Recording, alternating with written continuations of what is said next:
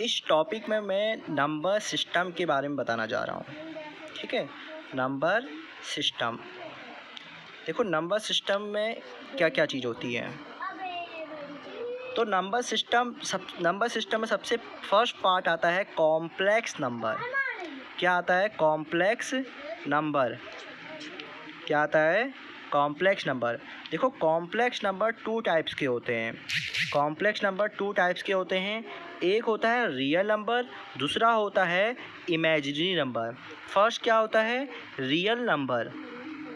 Real number, real number. और second होता है इमेजिनरी नंबर।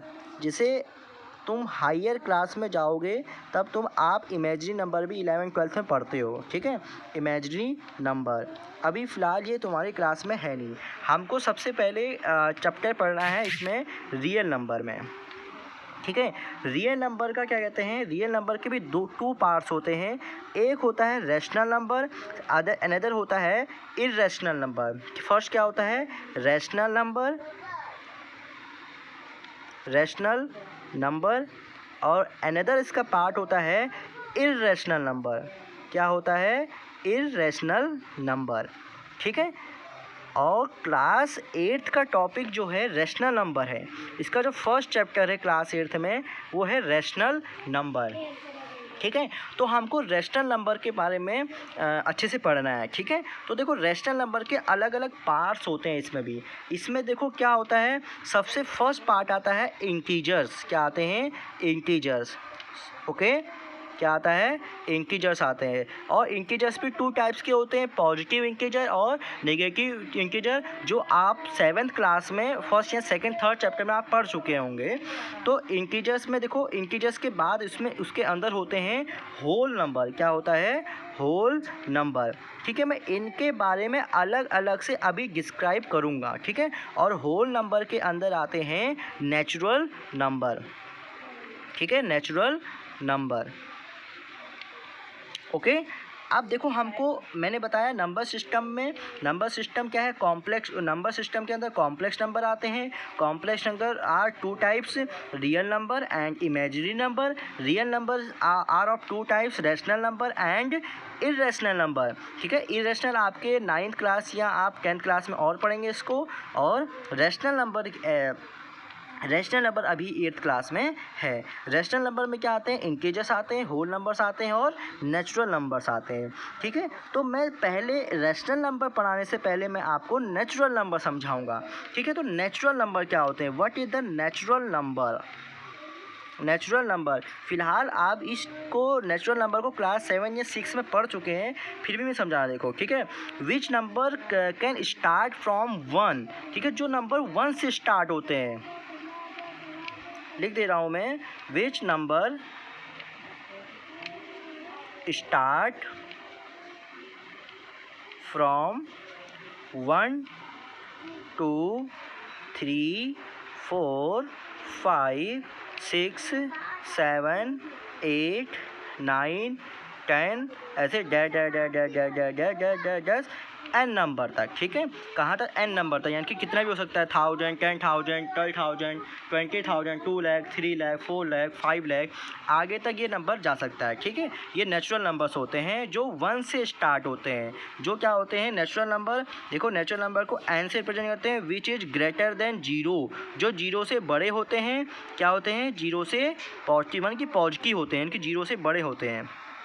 ठीक है, इसको ऐसे भी लिख सकते हैं, जो नेचुरल नंबर होते हैं वो ग्रेटर देन 0 होते हैं, जो 0 से बड़े होते हैं। ठीक है, वो नेचुरल नंबर होता है जो 1 से स्टार्ट होता है। 1 2 3 4 5 6 7 8 9 ऐसे कहीं तक भी जा सकता है। ठीक है, ये नेचुरल नंबर होते हैं। फर्स्ट समझ में आया होगा। नेक्स्ट मैं बताता हूँ होल नंबर। क्या होता है? Whole number, HWHOLE, whole number. ठीक है, अगर तुमको समझ में आए तो मेरे को बताना। ठीक है, होल नंबर, होल नंबर क्या होते हैं? Which number start from natural number and with including 0।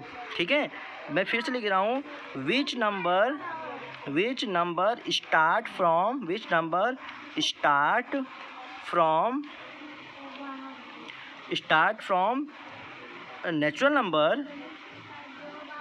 Natural sorry, start from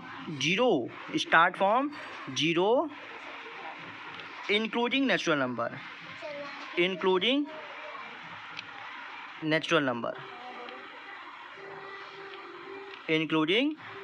इनकी जो जीरो से स्टार्ट होते हों और उसमें नेचुरल नंबर भी इंक्लूड हो। जैसे कि एग्जांपल में बताता हूँ, देखो जीरो से स्टार्ट होते हैं, पहले जीरो करेंगे, जीरो फिर नेचुरल नंबर 1 2 3 4 5 ऐसे डैश ऐसे एन नंबर आएगा। तो होल नंबर को हम डब्ल्यू से रिप्रेजेंट करेंगे। तो होल नंबर कहाँ से होते हैं स्टार्ट, ठीक है, होल नंबर जीरो के इक्वल होते हैं और जीरो और एन तक जाएंगे ऐसे, ठीक है, मतलब जीरो के इक्वल भी हो सकते हैं और डब्ल्यू ऐसे, तो इसको ऐसे रिप्रेजेंट करेंगे, ठीक है। होल नंबर समझ में आया होगा। नेक्स्ट मैंने बताया था इंटीजर्स, ठीक है। नेक्स्ट थर्ड पार्ट है इसका इंटीजर्स। क्या होता है इंटीजर्स, ठीक है। ये तुम्हारे क्लास 8 का टॉपिक है, मैं ये पढ़ा रहा हूँ, इसीलिए इसको अच्छे से समझना और अपनी कॉपी पे उतारना भी, ठीक है, पढ़ के उतारना भी। हम आके फिर बाद में जब आएंगे तो देखेंगे, देखिए तुमने पढ़ा कि नहीं पढ़ा, ठीक है। इंटीजर्स 2 टाइप्स के होते हैं, एक होता है पॉजिटिव इंटीजर, अनदर होता है नेगेटिव इंटीजर, ठीक है। इंटीजर्स के 2 पार्ट होते हैं, मैं फिर से बता रहा हूँ। एक होता है पॉजिटिव इंटीजर, अनदर होता है नेगेटिव इंटीजर,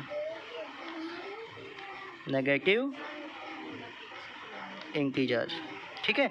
पॉजिटिव इंटीजर वो होते हैं जो जैसे कि 1 2 3 4 ये डैड ऐसे, ये पॉजिटिव इंटीजर्स होते हैं, ठीक है। और नेगेटिव इंटीजर्स वो होता है -1 -2 -3 -4 -5 -6 ऐसे डैड, यानी कि नेगेटिव का मतलब माइनस का साइन लगा रहेगा नंबर के आगे, तो नेगेटिव होंगे। और पॉजिटिव इंटीजर यानी कि देंगे पॉजिटिव, और इंटीजर्स यानी कि complete value, it is a complete value, ठीक है। इट इज अ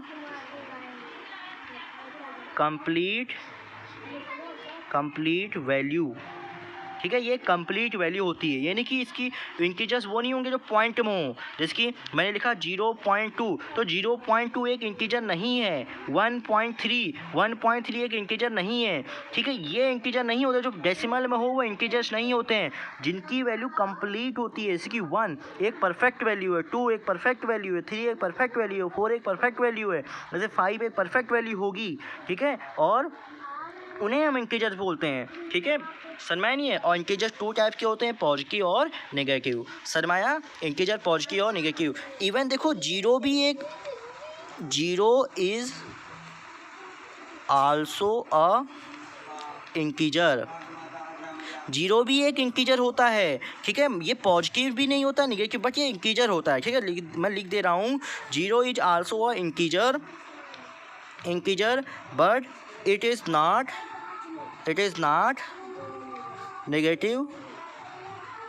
नेगेटिव और पॉजिटिव, ठीक है।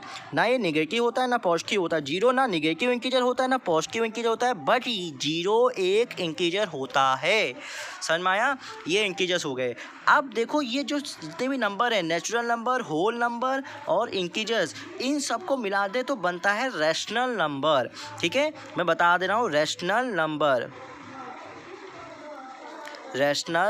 नंबर, ठीक है। रैशनल नंबर क्या होते हैं देखो, ठीक है। रैशनल नंबर होते हैं, अ रैशनल नंबर, डेफिनेशन लिख रहा हूँ मैं, अ rational number is any number का मतलब यहाँ पर कोई भी नंबर हो सकता है, जैसे कि इंटीजर हो सकता है, होल नंबर हो सकता है, नेचुरल नंबर हो सकता है, ठीक है। एनी नंबर का मतलब यहाँ पर ये हुआ, any number that can be written in the form p upon में q। रैशनल नंबर वो होते हैं जिनको हम p/q के फॉर्म में एक्सप्रेस कर सकते हैं, यानी कि p/q के फॉर्म में एक्सप्रेस कर सकते हैं, उसे हम रैशनल नंबर कहते हैं, ठीक है। वेयर जहाँ पर क्या है, P and Q are integer, जहाँ पर क्या है, P एंड Q क्या हैं, इंटीजर्स हैं।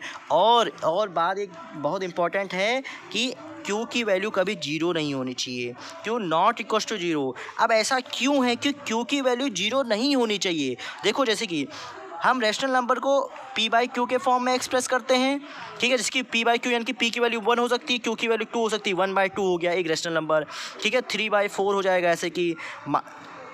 और P एंड Q इंटीजर हैं, इंटीजर पॉजिटिव भी होता है, नेगेटिव भी होता है, तो यहाँ माइनस में भी वैल्यू हो सकती है, -1/2 जैसे कि, ठीक है, -5/6 हो जाएगा, ठीक है, माइनस का 7/8 हो जाएगा, ठीक है, माइनस का 3/2 हो जाएगा, ठीक है, प्लस का 8/6 हो जाएगा। ये सारे क्या हैं, रैशनल नंबर हैं। रैशनल नंबर देखो जहाँ पर Q की वैल्यू जीरो नहीं है। अगर देखो Q की वैल्यू जीरो, जैसे कि 1/0, अगर 1/0 कर देंगे तो ये इसकी वैल्यू हो जाएगी नॉट डिफाइंड। क्या हो जाएगी, नॉट डिफाइंड यानी कि इसकी वैल्यू हो जाएगी आपकी इनफाइनाइट। क्या हो जाएगी इसकी वैल्यू, इनफाइनाइट हो जाएगी, ठीक है, क्या हो जाएगी, इनफाइनाइट हो जाएगी, ठीक है, इनफाइनाइट हो जाएगी, जिसको हम डिफाइन नहीं कर सकते हैं। इसीलिए डिनोमिनेटर में कभी भी यानी कि Q की वैल्यू देखो, P/Q में मैंने बताया था कि हम रैशनल नंबर को एक्सप्रेस करते हैं, P यहाँ पर 1 है और Q यहाँ पर 0 हो गया है, और मैंने ऊपर बताया था Q की वैल्यू 0 नहीं होनी चाहिए। तो देखो यहाँ पर Q की वैल्यू 0 क्यों नहीं होनी चाहिए, क्योंकि Q की वैल्यू 0 हो जाने से ये वैल्यू P/Q है वो नॉट डिफाइंड हो जा रहा है, यानी कि इनफाइनाइट हो जा रहा है, और इनफाइनाइट कोई नंबर नहीं होता है। इसीलिए Q की वैल्यू 0 नहीं होना चाहिए। अगर Q की वैल्यू 0 हो जाएगी तो रैशनल नंबर हमारा नहीं रहेगा, ठीक है, Q की वैल्यू 0 नहीं होती है। तो रैशनल नंबर की डेफिनेशन समझ में आई।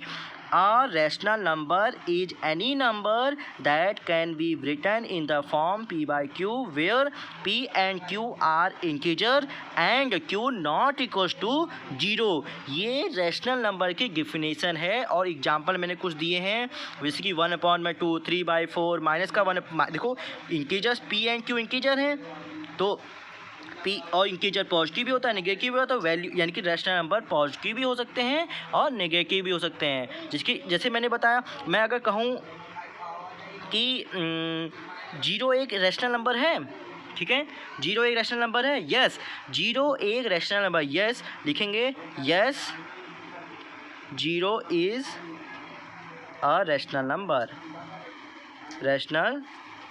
नंबर। अब क्यों, because it can express in the form P/Q। अब आप कहेंगे क्या कहते हैं, इसको हम P/Q फॉर्म में कैसे एक्सप्रेस कर सकते हैं? देखो 0 है, 0/1 कर दो, देखो 0, P की वैल्यू 0 हो गई, Q की वैल्यू 1 हो गई, ठीक है। हमने तो ये तो नहीं बोला था कि P की वैल्यू 0 नहीं हो सकती, मैंने बोला Q की वैल्यू 0 नहीं हो सकती। P की वैल्यू तो 0 हो सकती है भाई, P की वैल्यू तो हम 0 कर सकते हैं, बट Q की वैल्यू 0 नहीं होनी चाहिए। देखो तो यानी कि 0 एक रैशनल नंबर है, बट 1/0 नहीं हो सकता है। 1/0 एक रैशनल नंबर, ये रैशनल नंबर नहीं है। 1/0 it is not a rational number, लिख सकते हो, it is not a number ही, ये नंबर ही नहीं है। इनफाइनाइट कोई नंबर थोड़ा होता है जिसको हम काउंट ही नहीं कर सकते, जो डिफाइंड ही नहीं है, कि वो नंबर थोड़ा होगा। ऐसे यहाँ पर 0 लेकिन एक नंबर है, और 0 एक रैशनल नंबर भी, तो क्योंकि 0/1 है, इसको हम कर सक रहे हैं। तो रैशनल नंबर समझ में आया होगा ना।